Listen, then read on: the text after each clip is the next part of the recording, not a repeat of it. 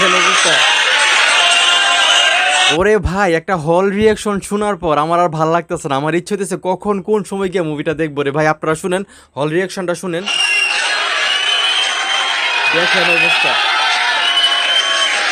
পাবলিকটা পুরো পাগল হয়ে গেছে রে ভাই, দেখছেন অবস্থা। অবস্থা দেখেন বাইরে ভাই। এই হল রিয়াকশন দেখার পর একজন সাকিবিয়ান হিসেবে গরম বইসা থাকাটা খুবই কষ্টকর, কিন্তু কিচ্ছু করার নাই। আমি এই মুভি অবশ্যই সিনেপ্লেক্সে দেখবো। যদি আমি আসলে সিনেপ্লেক্সে না দেখলে এই মুভির মজাটা হয়তো বুঝতে পারবো না। তো আমি বরবাদ না, প্রত্যেকটা মুভি আমি সিনেপ্লেক্সে দেখি। সাকিব ভাইয়ের প্রত্যেকটা মুভি যেগুলো এখন সিনেপ্লেক্সে আসে, আগে আসলে সিঙ্গেল স্ক্রিনে দেখতাম, কিন্তু এখন যেহেতু মাল্টিপ্লেক্সে দেখার সুযোগ আছে বা সিনেপ্লেক্সে দেখার সুযোগ আছে, এখন সিনেপ্লেক্সেই দেখবো। আর গিয়া ভাই গলা ভাঙিয়া ফেলবো একদম চিল্লায়া। এই যে মানে আসলে হল রিয়াকশনটা শোনার পর আমার কাছে মনে চাইতেছে যে এখন আমি হলে চিল্লা যাই, তো সেটা তো আর সুযোগ নাই।